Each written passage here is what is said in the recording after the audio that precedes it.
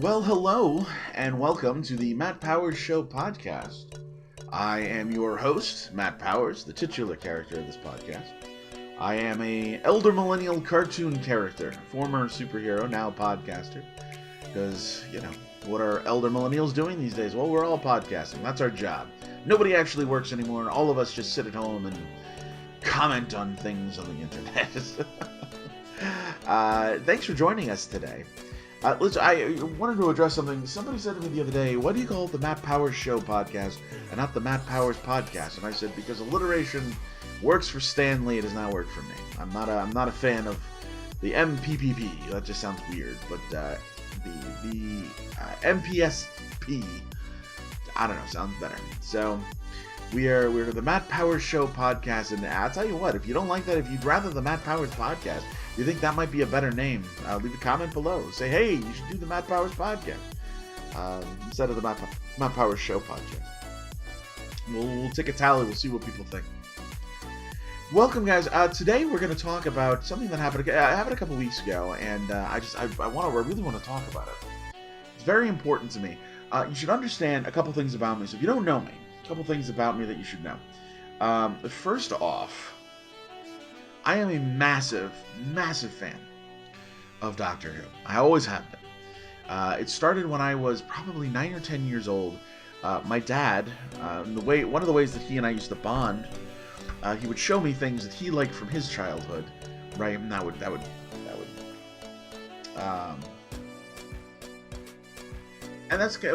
was kind of a part of what our relationship was. He'd sit me down. I remember being, maybe 3 or 4 years old, and he sat me down and we watched, Star Trek II, The Wrath of Khan. We watched Back to the Future, Part 1, because at the time that's the only one that was. We watched Indiana Jones, Raiders of the Lost Ark, and Temple of Doom. I remember, being a kid and my dad showing me all these things he loved. Star Wars being the big one, right? Like, him showing me Star Wars changed my life. So when I was about 9 or 10 years old, PBS, the local public broadcasting system here in America, they were getting new Doctor Who to show, and at that time they started with Peter Davison, which was my first Doctor, the very first episode, Castor Valva, and then Colin Baker after that, and Sylvester McCoy after that. And I remember my dad saying, because he grew up watching Pertwee and Tom Baker, and he had seen some Peter Davison. They had done Peter Davison before, but they kind of ended after his first season. So it was he was getting new Peter Davison, which he had never seen. So 5th Doctor he had never seen, and then 6th and 7th Doctor, which I don't think he had ever seen. And it was really cool. Like, for him and me, every Sunday it would air, and he would record it. And then Monday after school, I'd come home, he'd come home from work, we'd eat dinner, and then we'd watch Doctor Who. And it was a thing. It was a part of my childhood growing up. In fact, to the point where I even took a beating for it. When I was at school the next day, I'd want to play Doctor Who on the playground. And the local bully didn't like that I liked Doctor Who. I guess he thought I was weird for liking it, and decided to pick a fight with me and beat me up for it. He only hit me a couple times, but as a kid, like, it's a big deal, right? You get hit a couple times, and you're on the ground, you're crying, whatever. I feel like in my life I've bled for Doctor Who. And then, Doctor Who ended, and then I remember many years later there was the TV movie with Paul McGann, which I really loved. Of course, it's not that great, and it did not launch the new show the way they'd hoped. And then it came back in 2005, and at that time in my life, I was sort of on the outs with my family. I was feeling very alone in the universe. I was feeling like I didn't have family, I didn't have friends. And at that time, when Doctor Who returned, the storyline was the Doctor had lost his home in a war, he had lost his homeworld and all his people, so he was alone. So for me, growing up, Doctor Who has been integral not just to my life, but a part of my story. I have paralleled what the Doctor went through in his story. So I very much so have felt like the Doctor is sort of a companion to me, and I have been his companion.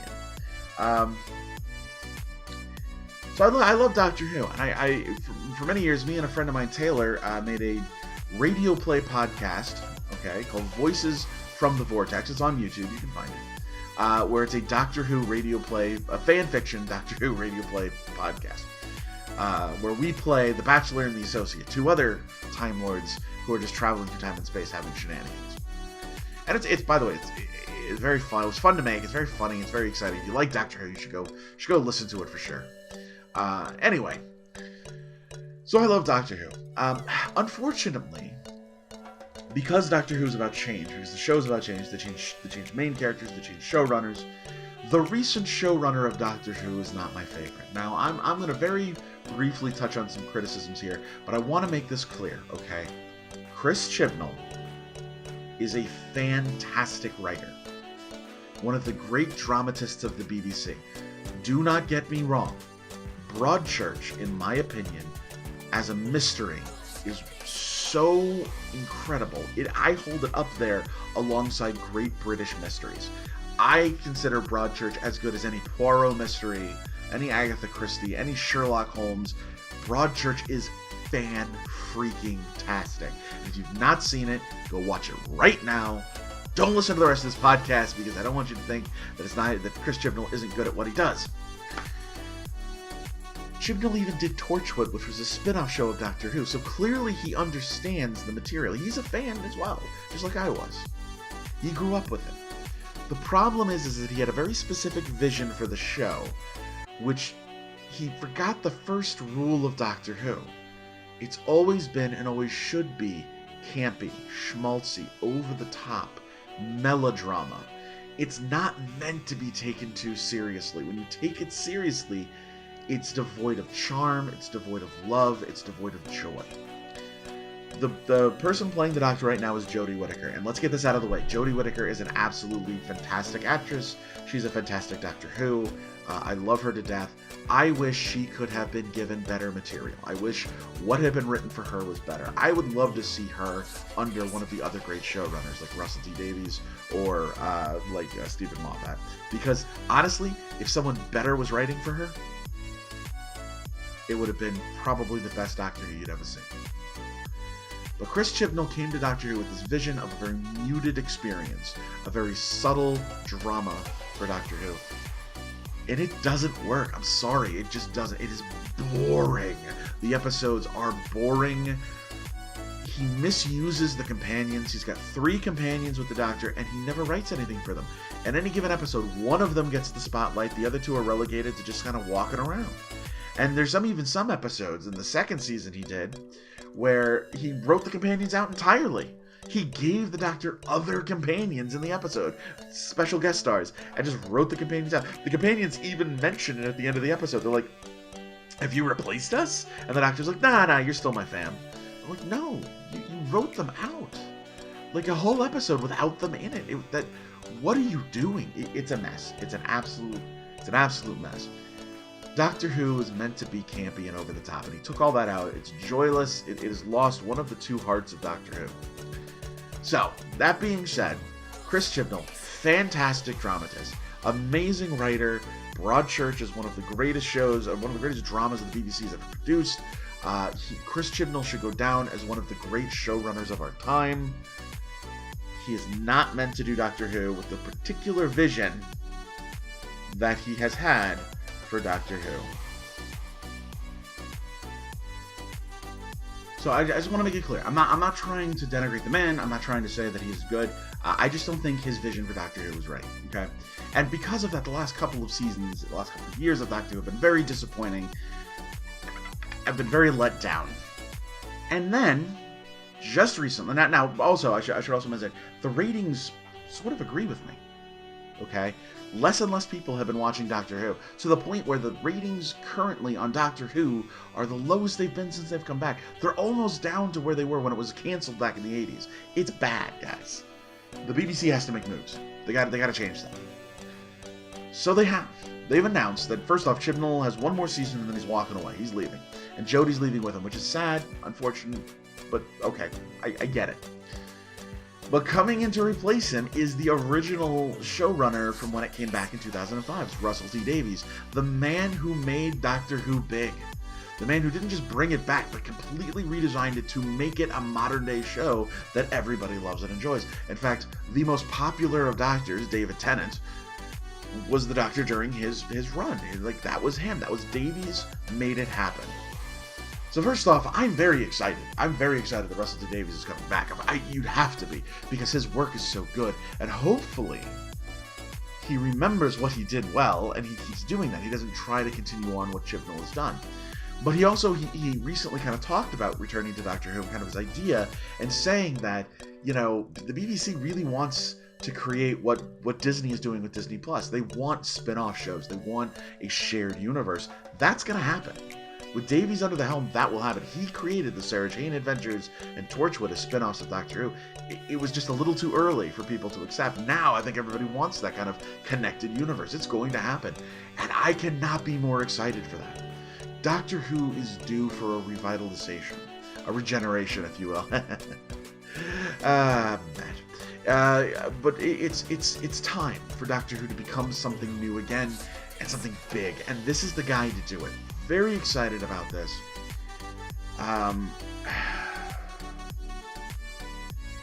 But I do have some reservations. Here's my reservations.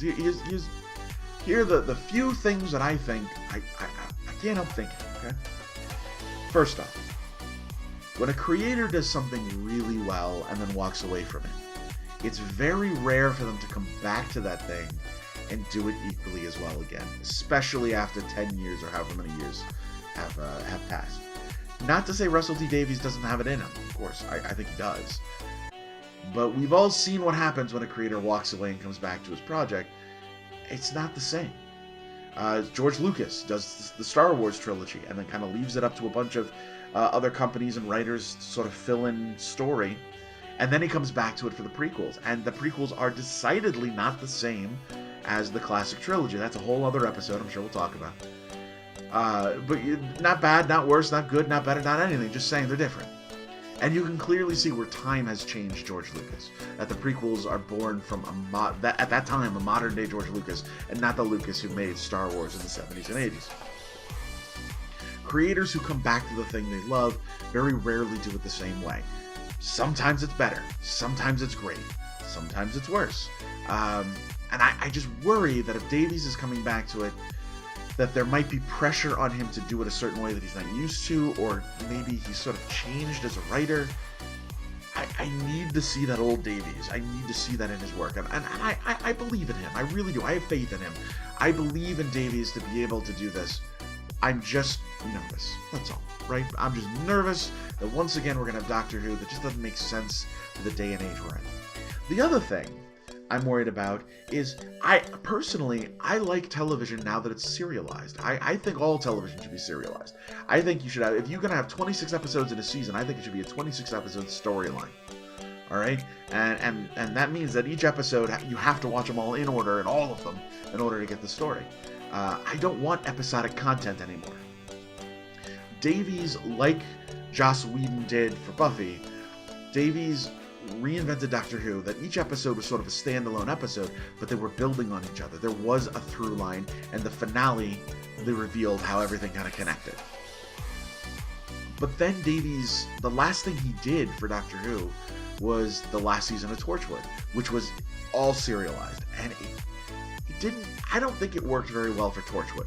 Torchwood being more of a spy thriller kind of show, it had like 13 or 15 episodes or whatever. It was a lot of episodes to tell a story. It just didn't work. I'm worried that he's going to come back to Doctor Who and he's going to revert to episodic television. I think that would be disastrous. I think we need to change. I think we need, going forward, seasons of Doctor Who need to be individual stories, and they need to be serialized. They can be 10 episodes. They don't have to be 12 or 13 like they were before, though that would be nice. They could be 10, they could be 8. But I think we really need to create bingeable TV for Doctor Who. And if we're going to do that, I would beg them to do 10 episodes and not 8 or 6. Don't give us short seasons. Because if you're giving us short, if I got to wait years at a time for a new season, that's too much. That's just too long to wait for episodic TV, okay? Or for serialized TV. Anyway. So those are just a couple of the things that I've been thinking about that I'm a little worried about. I don't know, nervous, I guess. But I honestly, I think this is a good change. The other thing, by the way, the other thing that Chibnall did that I really hated, that I think really ruined his seasons of Doctor Who. When Murray Gold left, Murray Gold was the composer. When Murray Gold left, they hired a new guy. I can never remember the guy's name, and I sincerely apologize. Because, again, he is a good composer. He makes great music, just not for Doctor Who. It's this very muted, dark sound that just doesn't fit. With the Doctor Who needs to be bombastic. It needs, the da-da-da-da-da-da-da kind of champion theme for the Doctor, not CW mood music, And that's really what we're getting with Doctor Who in music right now. And it's just terrible. It's one of the two hearts of Doctor Who is the music, and they killed it. Again, the composer is an absolutely fantastic composer. Please don't get me wrong. I'm not trying to crap on this guy. He's a great composer, and in anything else, I would be fine with it. But Doctor Who is a very specific sound that needs to be realized, and it's not being realized. Some of the more recent episodes or specials they've done have tapped in a little more to that, and I think they're starting to realize that the music was wrong for it. But I hope when Davies comes back, no offense to this guy, either he changes his style or he's out the door.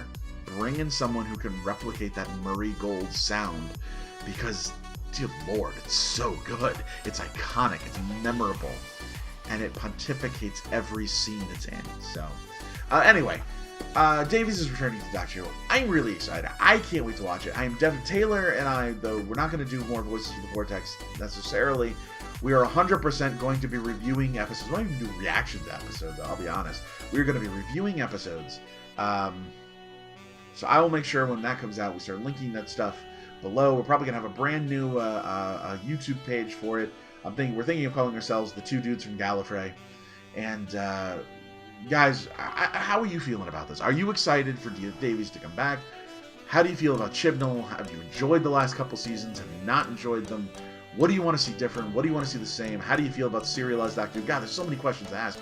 Let's have a conversation. Put some comments below. Or send me an email, davidcampproductions@gmail.com. Link is below in the description. Send me an email. Tell me all about it. Tell me everything you want to say. And we'll have another one of these episodes where I'll read the email and we'll talk about it. We'll have a discussion. I really want to hear from you guys. And look, this is YouTube. This is a podcast. So guess what I get to say now? Like and subscribe. But do, guys, if you liked what you heard, please like it. And subscribe. It really helps me out to know that the people out there listening. All of this podcast is just to have a conversation with the internet, and I sincerely hope that it comes across that way. Thank you for listening. Thank you for being here. I love you all. And, as always, this is Matt Powers saying...